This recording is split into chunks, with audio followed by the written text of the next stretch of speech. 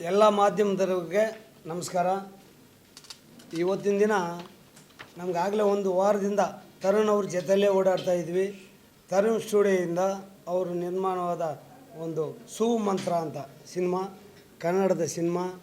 ಇದಕ್ಕೆ ಥಿಯೇಟ್ರ್ಗಳ ಕೊರತೆ ಇದೆ, ನನಗೆ ಏನಾರ ನೀವು ಮಾಡಿ ಅಂತ ಕೆಲವು ಥಿಯೇಟ್ರ್ಗಳ ಹೆಸರು ಕೊಟ್ಟರು. ಅದಕ್ಕೆ ನಾವು ಸ್ಪಂದಿಸಿ ಇಮಿಡಿಯೇಟಾಗಿ ನಮ್ಮ ಟೀಮೆಲ್ಲನೂ ಅವ್ರಿಗೆ ಮೊಬೈಲ್ ಮುಖಾಂತರ ನಾವು ಕಾಂಟ್ಯಾಕ್ಟ್ ಮಾಡಿದಾಗ ಅವರದೇ ರೀತಿ ಕೆಲವೆಲ್ಲ ಉತ್ತರಗಳು ಕೊಡ್ತಾಯಿದ್ದಾರೆ. ಇದರಲ್ಲಿ ನಾವು ತರುಣ್ಗಾಗಲಿ ನಮ್ಮ ಥಿಯೇಟ್ರ್ ಓನರ್ಸ್ಗಾಗಲಿ ನಾವು ಏನೂ ಒಂದು ಇದನ್ನು ಮಾಡೋಕ್ಕೆ ಆಗ್ತಾಯಿಲ್ಲ. ಕೆಲವು ಕಟ್ಟುಪಾಡುಗಳು ನಮ್ಮಲ್ಲಿದೆ.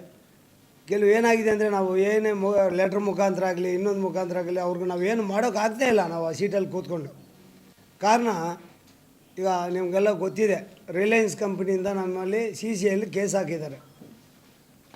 ಈಗಲೇ ಆಲ್ರೆಡಿ 1.5 ಕೋಟಿವರೆಗೂ ಖರ್ಚು ಮಾಡ್ತಾಯಿದ್ವಿ, ಇನ್ನೂ ಬಗೆಹರಿದಿಲ್ಲ.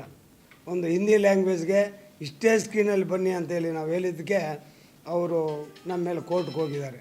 ಮೊದಲಿತ್ತು ನಮ್ಮಲ್ಲಿ ಒಂದು ಟೀಮ್ ಇತ್ತು, ಸ್ಕ್ರೀನಿಂಗ್ ಕಮಿಟಿ ಅಂತ ಮಾಡಿದ್ವಿ, ಅದ್ರ ಪ್ರಕಾರ ನಡ್ಕೊಳ್ತಾ ಇದ್ವಿ. ಅವ್ರು ಯಾವಾಗ ನಮ್ಮ ಮೇಲೆ ಕೇಸ್ ಹಾಕಿದಾರೋ ಆವತ್ತಿಂದ ನಾವು ಇಲ್ಲಿವರೆಗೂ ನಾವು ಯಾವುದೇ ಒಂದು ರಿಸ್ಟ್ರಿಕ್ಷನ್ ಮಾಡೋಕ್ಕೆ ಆಗ್ತಾಯಿಲ್ಲ.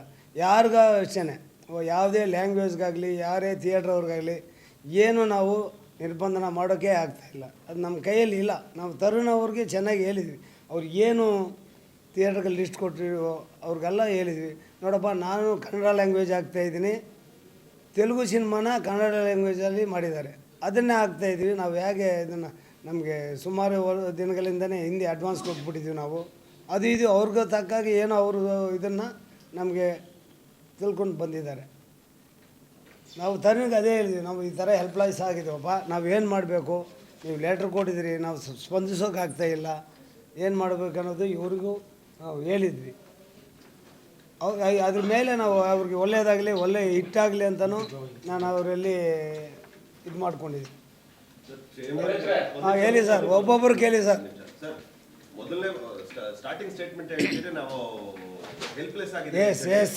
ಕನ್ನಡ ಚಿತ್ರಗಳಿಗೆ ಚೇಂಬರೇ ಸಪೋರ್ಟ್ ಮಾಡ್ತಿಲ್ಲ, ನಾವು ಹೆಲ್ಪ್ಲೆಸ್ ಆಗ್ತಿಲ್ಲ ಅಂದ್ರೆ ಕನ್ನಡ ಚಿತ್ರದಲ್ಲಿ ಕರ್ನಾಟಕದಲ್ಲಿ ನಿರ್ಮಾಪಕರು ಕನ್ನಡ ಚಿತ್ರನ ನಿರ್ಮಾಣ ಮಾಡಬೇಕು ಮಾಡಬೇಕು ಬೇರೆ ಸರ್ ತಮ್ಮದು ಆಪಾದನೆ ಅಂತ ನಾನು ಹೇಳಕ್ಕೆ ಇಷ್ಟಪಡ್ತೀನಿ.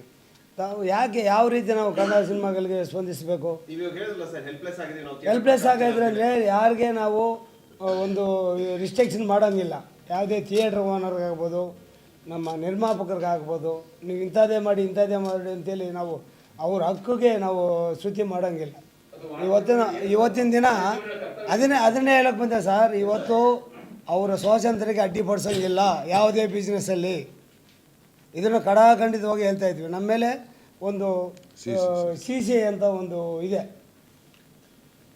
ಅಂದ್ರೆ ಬೇರೆ ಭಾಷೆಯ ಬೇರೆ ಚಿತ್ರಗಳು ಬಂದು ಕರ್ನಾಟಕದಲ್ಲಿ ಕನ್ನಡ ಚಿತ್ರಗಳ ಮೇಲೆ ಧೋರಣೆ ಮಾಡ್ತಿದೆ ಅಂದ್ರು ನಾವು ಹೆಲ್ಪ್ಲೆಸ್ ಆಗಿದ್ದೀವಿ, ನಮ್ಮ CC ಆಗಿದೆ ಅಂತ ಹೇಳಿ ಸಪೋರ್ಟ್ ಮಾಡಿದ್ರೆ ಸುಮ್ಮನೆ ಇರಕ್ಕಾಗತ್ತಾಗಿದ್ರೆ ಏನ್ ಸಪೋರ್ಟ್ ಮಾಡ್ಬೇಕು ಸರ್? ನಾವು ಹೊಸಬ್ರು ಸಿನಿಮಾ ಬಂದಾಗ ಥಿಯೇಟರ್ಗಳ ಸಮಸ್ಯೆನ ನಾವು ನೋಡಿದ್ವಿ. ಸ್ಟಾರ್ ಒಬ್ರು ಸಿನಿಮಾ ಮಾಡಿ ಅವರ ಒಂದು ಸಿನಿಮಾ ಅಂದ್ರೆ ಎಕ್ಸ್ಪೆಕ್ಟೆಡ್ ಸಿನಿಮಾಗೆ ಕರ್ನಾಟಕದಲ್ಲಿ ಥಿಯೇಟರ್ ಸಿಗ್ತಿಲ್ಲ ಅಂತಂದ್ರೆ ಹಂಗಿದ್ರೆ ಪ್ರೊಡ್ಯೂಸರ್ಸ್ ಎಲ್ಲೋ ಹೋರಾಟ ಮಾಡಬೇಕು ಸರ್, ಇಲ್ಲೇ ಮಾಡಬೇಕು. ಆದರೆ ನಾವು ಏನು ಮಾಡಬೇಕು ಅನ್ನೋದು ತಾವು ಇನ್ಸ್ಟ್ರಕ್ಷನ್ ಕೊಡಿ ನೋಡೋಣ. ಏನು ಮಾಡೋಕ್ಕೆ ಸಾಧ್ಯ ಇದೆ? ಹೌದು ಸರ್, ಹೌದು ಸರ್ ನಾವು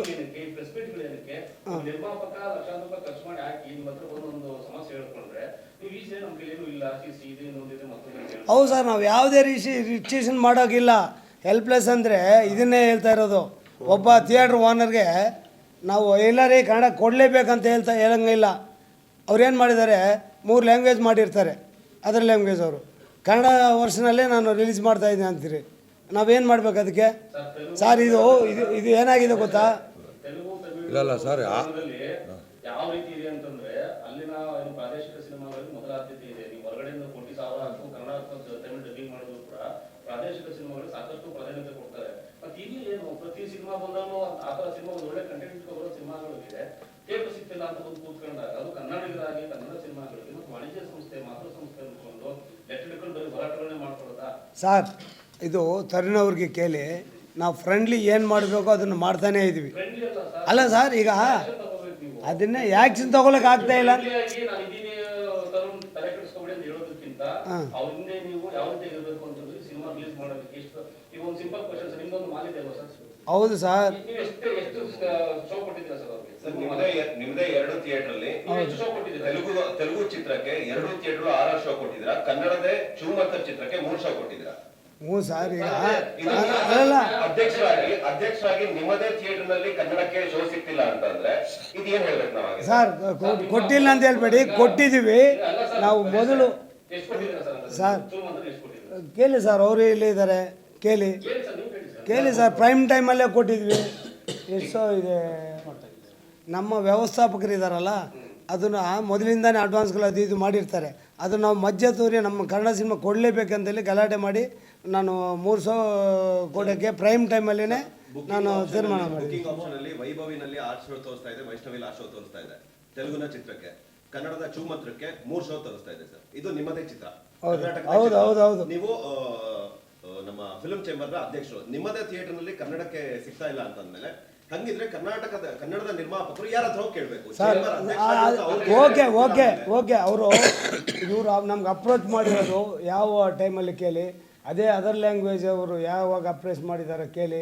ನಾನು ಅದನ್ನೇನು ಅದು ಸ್ಥಗಿತಗೊಳಿಸ್ಬಿಟ್ಟು ನಮ್ಮ ಕನ್ನಡಕ್ಕೆ ಪ್ರಾಧಾನ್ಯತೆ ಕೊಡ್ರಿ ಅಂತೇಳಿ ನಾನು 3 ಶೋಗೆ ಅರೇಂಜ್ ಮಾಡಿದ್ದೀನಿ ಸರ್. ಸರ್ ಅಂದ್ರೆ ನೀವು ಹೇಳೋ ಪ್ರಕಾರ ನಮಗೆ ಫಸ್ಟ್ ಅವ್ರು ಅಪ್ರೋಚ್ ಮಾಡಿದ್ರು ಅವ್ರಿಗೆ ಕೊಡ್ತೀವಿ ಅಂತ ಕನ್ನಡ ಪ್ರಿಫರೆನ್ಸ್ ಸರ್ ವ್ಯಾಪಾರ ಇದು, ನಾವು ಕನ್ನಡಕ್ಕೆ ಪ್ರಾಧಾನ್ಯತೆ ಕೊಡಲೇಬೇಕು. ನಾವು ಆ ಸ್ಥಾನದಲ್ಲಿ ಕೂತಿರೋದ್ರಿಂದನೇ ನಾನು ಕೆಲವು ಸ್ಥಗಿತಗೊಳಿಸಿ ನಮ್ಮ ಕನ್ನಡಕ್ಕೆ ಪ್ರಾಧಾನ್ಯ ಕೊಡ್ರಪ್ಪ ಅಂತೇಳಿ ನಾನು ಅದನ್ನು ಮಾಡಿಸಿದ್ದೀನಿ ಸರ್. 3 ಶೋ ನಿಮ್ಮ ಮಾಲ್ಗಳಲ್ಲಿ 3 ಸಿಗುತ್ತೆ ಸರ್. 3 ಶೋ ಕೂಡ ದೊಡ್ಡ ಸಾಧನೆ ಅಲ್ಲ ಸರ್. ಅದು 3 ಶೋ ಇಲ್ಲಿ ಸರ್. ತರುಣ್ ಸರ್ ಪ್ರೈಮ್ ಟೈಮಲ್ಲಿ ಎಷ್ಟು ರಿಲೀಸ್ ಮಾಡ್ತೀರಾ ಸರ್ ನೀವು? ನಾನು ಈಗ ನೋಡಿ ಸರ್, ಆಕ್ಚುಲಿ ನೋಡಿ ಸರ್, ನನಗೇನೆ 3 ಶೋ ನಿಮ್ಮ ಇದರಲ್ಲೇ ಇದು ಮಾಡಿದ್ದಾರೆ ಹೇಳಿ ಸರ್. ನಿಮ್ಮ ಅಧ್ಯಕ್ಷರಾಗಿ ನಿಮ್ಮಂತ ನಿಮ್ಮ ಮಾಲಲ್ಲಿ ಸರ್. ಈಗ ಪ್ರೈಮ್ ಶೋಸ್ ಇದೆಯಲ್ವಾ ಸರ್? ಸರ್ ಅದೇ ಅಲ್ಲ, ಟೈಮ್ ಶೋ ಮ್ಯಾಟರ್ ಆಗಲ್ಲ ಸರ್.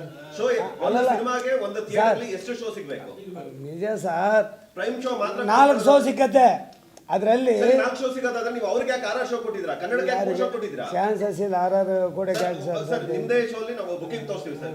ಬುಕಿಂಗ್ ಅಪ್ಲಿಕೇಶನ್ ಅಲ್ಲಿ ತೋರಿಸುವಂತ ಡೀಟೇಲ್ ನ ನಿಮಗೆ ತೋರಿಸ್ತೀವಿ ನಾವು. ಓಕೆ ಸರ್ ಎಲ್ಲ ವೈಷ್ಣವಿ ವೈಭವಿ ನಾನು ಅದನ್ನು ಗಮನ ಹರಿಸ್ತೀನಿ ಸರ್. ನಮ್ಮ ಇದಕ್ಕೆ ಇನ್ನು ಮುಂದೆ ನಾವು ಒಂದು ಮೀಟಿಂಗ್ ಕರಿಬೇಕು, ವಿಚಾರವಾಗಿ ಮೀಟಿಂಗ್ ಕರಿಬೇಕು. ಸಿನಿಮಾ ನಾಳೆ ರಿಲೀಸ್ ಇದೆ. ಈಗ ಸರ್ ಇವೆಲ್ಲ ಹೌದು ಸರ್, ಕಂಟ್ರೋಲ್ ಇದೆ. ಆದರೆ ನಮ್ಮ ವ್ಯವಸ್ಥಾಪಕರು ಒಬ್ರು ಇದ್ದಾರೆ, ಮ್ಯಾನೇಜರ್ ಅಂತ ಇಟ್ಕೊಂಡಿದ್ವಿ. ನಾವು ಬೇರೆ ಕಾರ್ಯ ಒತ್ತಡದಿಂದ ಆ ಕಡೆ ನೋಡ್ಕೊಳ್ತಾ ಇಲ್ಲ. ಈಗ ಒಂದು 15 ತಿಂಗಳ ಸರ್, ನೀವು ನಂಬಿದ್ರೆ ಬಿಡ್ತಾರೆ, ನಾವು 1 ತಿಂಗಳಾಗಿದೆ ನಮ್ಮ ಥಿಯೇಟರ್ ಕಡೆಗೆ ಮುಖ ನೋಡಿ. ಆದರೆ ನಮ್ಮ ತರುಣ್ ಹೇಳಿದ ತಕ್ಷಣ ನೋಡ್ರಿ, ಅವ್ರಿಗೆ ಮೊದಲು ಬೇರೆಯವ್ರದ್ದು ಬ್ಯಾನ್ ಮಾಡಿ ಇದನ್ನು ಮಾಡಿ ಇವ್ರಿಗೆ ಕೊಡಿ ಅಂತ ನಾನು ನಮ್ಮ ವ್ಯವಸ್ಥಾಪಕರಿಗೆ ಹೇಳಿದ್ದೀನಿ. ಅವ್ರು ಏನು ಅಡ್ಜಸ್ಟ್ಮೆಂಟ್ ಮಾಡಿ. ಯಾವತ್ತು ಸರ್? ಯಾವತ್ತು ಸರ್? ಸಂಡೇ ಸರ್, ಸಂಡೇ ಹೋಗಿದ್ವಿ ಸರ್. ಆಮೇಲೆ ನಾವು ಅಲ್ಲಿ ಸ್ವಾಮಿ ಸಂಡೇ ಹೋಗಿದ್ವಿ. ಆಗೋದ ಮೇಲೆ ಅಲ್ಲ ನಾವು ಸರ್ ಸರ್ ಒಂದು ನಿಮಿಷ ಸರ್. ಈಗ ಸರ್ ಒಂದು ನಿಮಿಷ ಸರ್ ಒಂದು ನಿಮಿಷ ಸರ್. ಸರ್ ವ್ಯವಸ್ಥೆ ಮಾಡ್ತೀವಿ ಅಂತಿದ್ರ ಸರ್. ಸಿನಿಮಾ ರಿಲೀಸ್ ಆಗಿ 1 ತಿಂಗಳು ಟೈಮ್ ಇಲ್ಲ, 1 ವಾರ ಟೈಮ್ ಇಲ್ಲ. ಬೆಳಗ್ಗೆ ಇದ್ರೆ ಸಿನಿಮಾ ರಿಲೀಸ್ ಇದೆ, ನೀವಿನ್ನೂ ವ್ಯವಸ್ಥೆ ಮಾಡ್ತಾ ಇದ್ರೆ ಸರ್ ಸಿನಿಮಾಗಳಿಗೆ ಥಿಯೇಟರ್ ಸಿಗ್ತಾ ಇದೆ. ಒಳ್ಳೆ ಸಿನಿಮಾ ಇದ್ದು ಒಳ್ಳೆ ಟೈಮ್ ಸಿಗ್ಲಿಲ್ಲ ಅಂದ್ರೆ ಜನ ಎಲ್ಲೋಗಿ ನೋಡ್ಬೇಕು ಸರ್. ಅವಾಗ ಹೇಳ್ತಾರೆ OTT ಬರ್ಲಿ ನೋಡ್ತೀವಿ ಅಂತ. ಇಂಥ ನಿರ್ಮಾಪಕ ಹಾಳಾದ್ರೆ ಕೆಲಸ ಯಾರಿಗೆ ಸಿಗುತ್ತೆ ಸರ್? 6ನೇ ತಾರೀಕಿಗೆ ಈಗ ಸರ್ ನಾವು ಈ ಒಂದು ನನಗೆ ಅಲ್ಲಲ್ಲ ಕಥೆ ಅಲ್ಲ ಸರ್, ಫ್ಯಾಕ್ಟು. ನನಗೆ ಅಲ್ಲಲ್ಲ, ಇಲ್ಲಿ 6ನೇ ತಾರೀಕು ನಾನು ಕೇಳಿದ್ರು 10th ರಿಲೀಸ್ ಇಟ್ಕೊಂಡು ನಾವು ಬಿಫೋರ್ ಸಿನಿಮಾಗಳು ಮಾಡದೇ ಇರ್ತೀವ ಸರ್. ಯಾವುದೇ ಒಬ್ಬ ಥಿಯೇಟ್ರ್ ಮಾಲೀಕ ಯೋಚನೆ ಮಾಡಿರಿ ನೀವು. 1 ವಾರ 15 ದಿನ ಬಿಫೋರ್ ನಾವು ಇದು ಮಾಡ್ಕೊಳ್ತೀವಿ, ಫುಲ್ಫಿಲ್ ಮಾಡ್ತೀವಿ. ನನಗೆ ಸಾರಿ ಹೇಳಿದ್ದೆ 6ನೇ ತಾರೀಕು. ಅಷ್ಟು ಶಾರ್ಟ್ ಟೈಮಲ್ಲಿನೂ ನಾನು ನಮ್ಮ ಇವನಿಗೆ ಮ್ಯಾನೇಜರ್ಗೆ ಹೇಳ್ಬಿಟ್ಟು, ನೋಡಪ್ಪ ಅದಕ್ಕೆ ಪ್ರಾಧಾನ್ಯತೆ ಕೊಡು, ಎಷ್ಟು ಶೋ ಹೆಚ್ಚಾದರೆ ಅಷ್ಟು ನೀವು ಸ್ಕ್ರೀನ್ ಮಾಡಬೇಕು ಅಂತ ನಾನು ಇನ್ಸ್ಟ್ರಕ್ಷನ್ ಕೊಟ್ಟಿದ್ದೆ. ಅದ್ರ ಪ್ರಕಾರ 3 ಶೋ ಕೊಟ್ಟಿದ್ದಾರೆ.